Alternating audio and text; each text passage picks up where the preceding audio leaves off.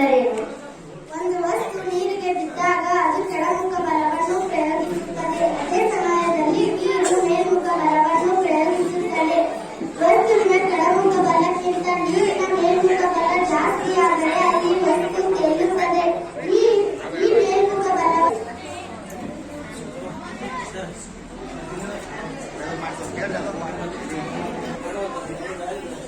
ನೀರಿನ ಸಾಂದ್ರತೆಗಿಂತ ಕಟ್ಟಿಗೆ ತುಂಡಿನ ಸಾಂದ್ರತೆ ಕಡಿಮೆ ಇದೆ. ಅದಕ್ಕೆ ಕಟ್ಟಿಗೆ ತುಂಡು ನೀರಿನ ಮೇಲೆ ತೇಲುತ್ತದೆ.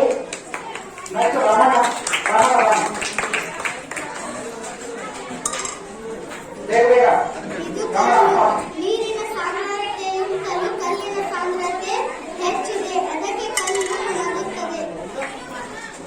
ಹಸಿರು ಎಲೆ.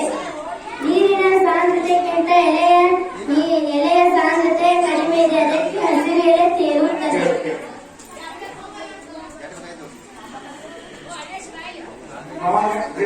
ಇದು ಗುಂಪಿನ್.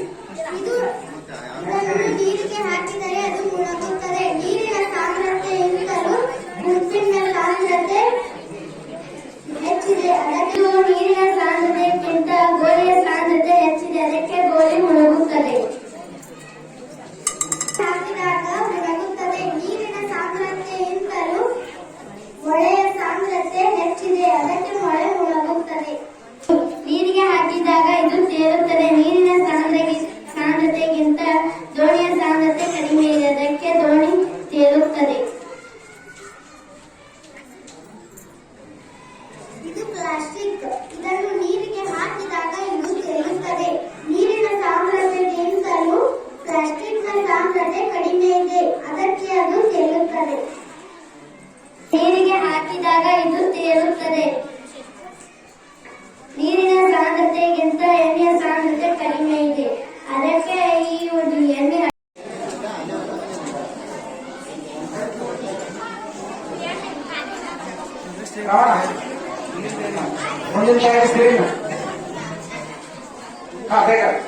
ರಮಣ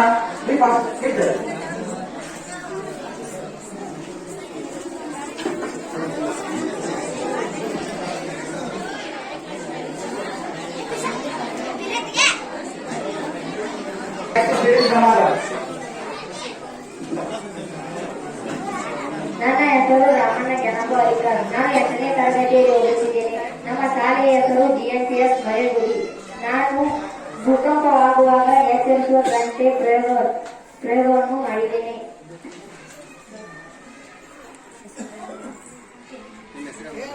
ನನ್ನ ಹೆಸರು ಅಲ್ವೇಶ್ ಮುಸರ ಚಿಕ್ಕಡವರ್. ನಾನು 8ನೇ ತರಗತಿಯಲ್ಲಿ ಓದುತ್ತಿದ್ದೇನೆ. ನನ್ನ ಶಾಲೆಯ ಹೆಸರು GMPS ಮರೇಗುಡಿ. ಭೂಕಂಪ ಎಂದರೇನು? ಕಡಿಮೆ ಅವಧಿಯಲ್ಲಿ ಹಠಾತ್ತುವಿಕೆ ಮತ್ತು ನಡುಗುವಿಕೆಯನ್ನು ಭೂಕಂಪ ಎನ್ನುವರು. ಭೂಕಂಪ ಹೇಗೆ ಉಂಟಾಗುತ್ತದೆ? ಭೂಕಂಪ ಪದರು ಒಂದಕ್ಕೊಂದು ಉಜ್ಜಿದಾಗ ಅಥವಾ ಒಂದಕ್ಕೊಂದು ಡಿಕ್ಕಿ ಹೊಡೆದಾಗ ಭೂಕಂಪ ಉಂಟಾಗುತ್ತದೆ.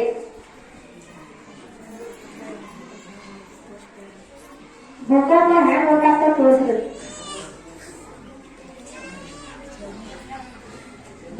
ಇದು ಭೂಮಿ. ಇದು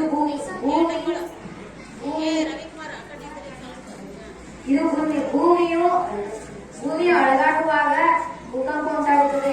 ಈ ಭೂಕಂಪ ಉಂಟಾಗುವ ಸಮಯದಲ್ಲಿ ನಾನು ಅಲಾರವನ್ನು ಭೂಕಂಪ ಉಂಟಾದಾಗ ಇದು ಅಳಗಾಡುತ್ತದೆ. ಈ ಅಳಗಾಡಿದಾಗ ಹೆಚ್ಚಾದ್ರೆ ಭೂಕಂಪ ಆಗುವುದೇ ಗೊತ್ತಾಗುತ್ತೆ.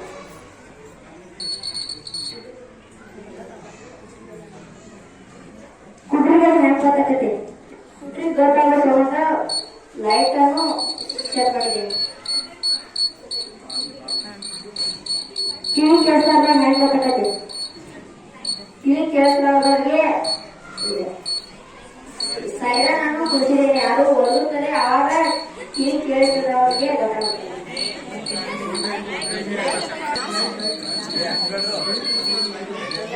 ನನ್ನ ಹೆಸರು ಅಮೃತ ಕೃಷ್ಣಪ್ಪ ಜಿಗಿ. ನಾನು 7ನೇ ತರಗತಿಯಲ್ಲಿ ಓದುತ್ತಿದ್ದೇನೆ. ನನ್ನ ಶಾಲೆಯ ಹೆಸರು GMPS ಮರೇಗುಡಿ. ನನ್ನ ಹೆಸರು ಸಿರಿನ್ ಅಬ್ದುಲ್ಲಾ ಜಮಾದಾರ್. ನಾನು 7ನೇ ತರಗತಿಯಲ್ಲಿ ಓದುತ್ತಿದ್ದೇನೆ. ನನ್ನ ಶಾಲೆಯ ಹೆಸರು GMPS ಮರೇಗುಡಿ. ಈಗ ನಾವು ದೇಹದಲ್ಲಿನ ಒಳಾಂಗಗಳ ಬಗ್ಗೆ ತಿಳಿಸುತ್ತೇವೆ. ನಾನು ಈಗ ಮೆದುಳಿನ ಬಗ್ಗೆ ಹೇಳುತ್ತೇನೆ. ನರಮಂಡಲದ ಅತಿ ಮುಖ್ಯವಾದ ಭಾಗ ಮಿದುಳು. ಮಿದುಳು ಮತ್ತು ಮಿದುಳುಗಳು ಇವೆರಡೂ ಸೇರಿ ಕೇಂದ್ರ ನರಮಂಡಲವಾಗಿದೆ. ಮಿದುಳಾದ ದ್ರವವಸ್ತು ಆಗಿದ್ದು ತಲೆಬುರುಡೆಯವರೆಗೆ ಮಾನವ ಎಂದು ಪ್ರಪಂಚದ ಇತರ ಜೀವಿಗಳ ಮೇಲೆ ಏಕರೂಪವಾಗಿ ಸಾಧಿಸಿರುವ ಪ್ರಕಾರಕ್ಕೆ ಕಾರಣ ಅವನ ಮಿದುಳಿನ ಬೆಳವಣಿಗೆ. ನಾನು ಈಗ ದೇಹದೊಳಗೆ ಜೀರ್ಣಕ್ರಿಯೆಗೆ ಆಹಾರವನ್ನು ಸೇವಿಸುತ್ತೇವೆ. ಅದನ್ನು ಜೀರ್ಣಿಸಿ ನಮ್ಮ ದೇಹಕ್ಕೆ ಬಳಸಿಕೊಳ್ಳುತ್ತೇವೆ. ನಮ್ಮ ದೇಹಕ್ಕೆ ಬೇಡವಾದ ವಸ್ತುವನ್ನು ಮಲ ವಿಸರ್ಜನೆ ಅಥವಾ ಮೂತ್ರ ವಿಸರ್ಜನೆ ಮೂಲಕ ಹೊರಹಾಕುತ್ತೇವೆ. ಬಾಯಿಯ ಕುಹರದಿಂದ ಪ್ರಾರಂಭವಾಗಿ ಗುದದ್ವಾರದ ಕೊಳವೆ ನೀಳ ಕೊಳವೆಯ ಮುಖಾಂತರ ಆಹಾರ ಸಾಗುತ್ತದೆ. ಈ ನೀಳ ಕೊಳವೆಯಲ್ಲಿ ವಿವಿಧ ಭಾಗಗಳನ್ನಾಗಿ ವಿಭಜಿಸಲಾಗಿದೆ. ಎರಡನೆಯದು ಅನ್ನನಾಳ, ಮೂರನೆಯದು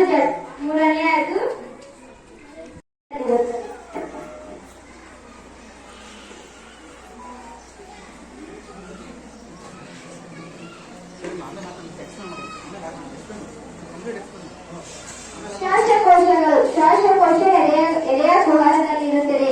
ಶ್ವಾಸಕೋಶಗಳನ್ನು ಹೊಬ್ಬೆಗಳಿಂದ ಆವರಿಸಲ್ಪಟ್ಟು ರೋಧ ವಸ್ತು ತಯಾರಿಸುವ ಒಂದು ಅಂಗ ಯಕೃತವೆಂದು ಹೇಳಬಹುದು.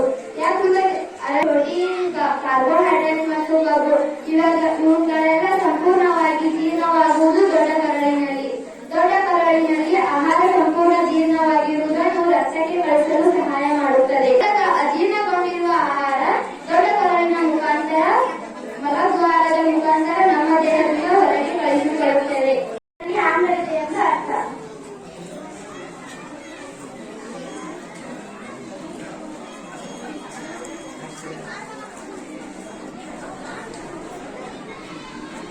ಈ ಸಾಬೂನು ಪುಡಿಯಲ್ಲಿ ಆಮ್ಲತೆ ಅಥವಾ ಪ್ರತ್ಯಾಮ್ಲತೆಯನ್ನು ನಾನು ಲಿಟ್ಮಸ್ ಅನ್ನು ತೋರಿಸುವುದರ ಮೂಲಕ ಪ್ರಯೋಗ ಮಾಡುತ್ತೇನೆ. ಮೊದಲಿಗೆ ಒಂದು ಪ್ರಮಾಣವನ್ನು ತೆಗೆದುಕೊಂಡು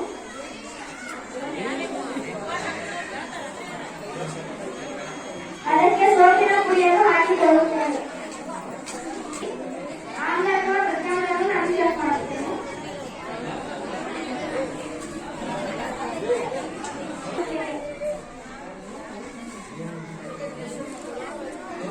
ಈಗ ಇದು ಕಡುವಾದ ಗುಲಾಬಿ ಬಣ್ಣಕ್ಕೆ ತಿರುಗಿತು.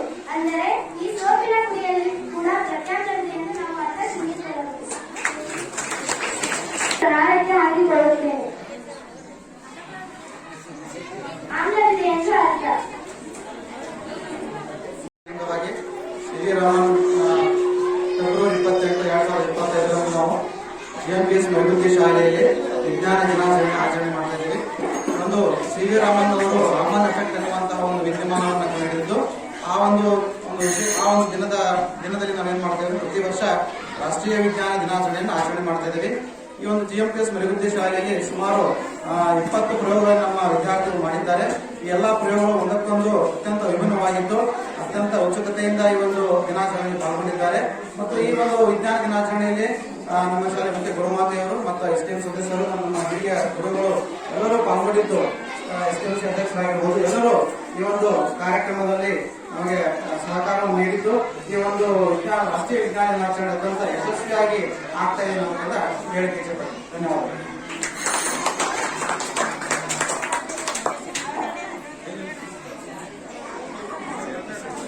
ವಿಜ್ಞಾನ ದಿನವನ್ನು ಅತ್ಯಂತ ಅರ್ಥಪೂರ್ಣವಾಗಿ ನಮ್ಮ ಪ್ರಕಾಶ್ ಕುಲಕರ್ಣಿ ಮರಗುದ್ದಿ ಶಾಲೆಯ ವಿಜ್ಞಾನ ಶಿಕ್ಷಕರು, ಅದೇ ರೀತಿ ಎಲ್ಲ ಶಿಕ್ಷಕರು ಸೇರಿ ನಿರ್ವಹಿಸಿದ್ದಾರೆ.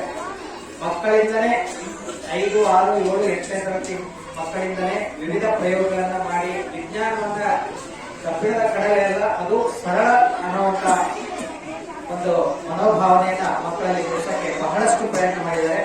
ಇದೇ ರೀತಿ ಎಲ್ಲ ಶಿಕ್ಷಕರು ಮುಂದುವರೆದ್ರೆ ಎಲ್ಲ ಸರ್ಕಾರಿ ಶಾಲೆಗಳು ಸಹ ಇನ್ನು ದಾಖಲಾತಿ ಜಾಸ್ತಿ ಆಗುತ್ತೆ. ಈ ರೀತಿ ಅರ್ಥಪೂರ್ಣ ಕಲಿಕೆ ಆದ್ರೆ ವಿಜ್ಞಾನ ಏನಾಗುತ್ತೆ, ಎಲ್ಲರಿಗೂ ಸಹ ಸಂತಸದಾಯಕ ಕಲಿಕೆಯನ್ನು ಉಂಟು ಮಾಡುತ್ತೆ ಅಂತ ಹೇಳ್ತಾ ಈ ಒಂದು ಕಾರ್ಯಕ್ರಮ ಆಯೋಜನೆ ಮಾಡಿರ್ತಕ್ಕಂಥ ಎಲ್ಲ STMC ಪದಾಧಿಕಾರಿಗಳಿಗೂ, ಮಂತ್ರಿಗಳಿಗೂ, ಶಿಕ್ಷಕರಿಗೂ, ವಿಜ್ಞಾನ ಶಿಕ್ಷಕರಿಗೂ, ಎಲ್ಲ ಮಕ್ಕಳಿಗೂ ಸಹ ಅಭಿನಂದನೆಗಳನ್ನು ಸಲ್ಲಿಸಿ ನಾವೊಂದೆರಡು ಮಾತುಗಳನ್ನು ತಿಳಿಸ್ತಾ ಇದ್ದೀವಿ. ನೋಡ್ರಿ ನಿಮ್ಮ ಕೈ ಎಷ್ಟು ಸ್ಥಿರವಾಗಿದೆ ಅಂತ ಕೆಲವು ಕೈ ಹೇಳ್ತಾರೆ. ನಮ್ಮ ಶಾಲೆ ಹೆಸರು JMPS ಮರಗುದ್ದಿ. ಇದಕ್ಕೆ ಬೇಕಾಗುವ ಸಾಮಗ್ರಿಗಳು light, button, battery, box, 2 plastic ಪಟ್ಟಿಗಳು ಮತ್ತು ತಂತಿ, ವೈರ್ ನುಡಿಸಬೇಕು.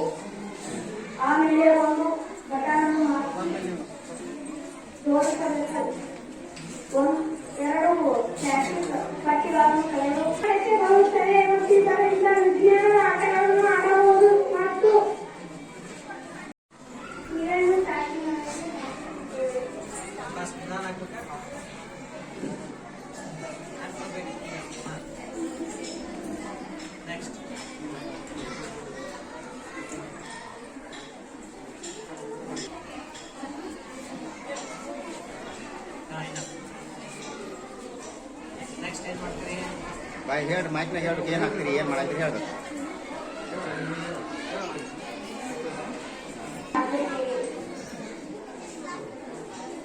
ಹೇಳ್ಬೇಕು ಏನಾಕೈತಿ ಹೇಳ್ರಿ ಈಗ ಉರಿಯುವ ಆಗಿತ್ತು ಯಾಕಂದರೆ ಯಾವುದೇ ವಸ್ತು ಉರಿಯಲು ಆಮ್ಲಜನಕ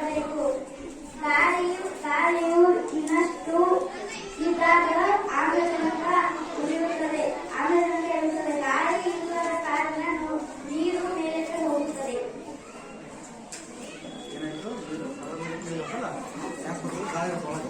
ಹೊರಗೆ ಗಾಳಿ ಇರುವುದರಿಂದ ಅದಕ್ಕೆ ನೀರು ಮೇಲಕ್ಕೆ ಹೋಗುತ್ತದೆ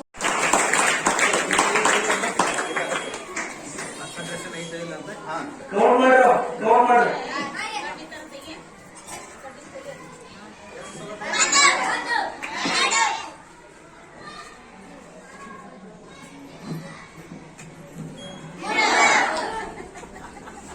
ಭಾಳ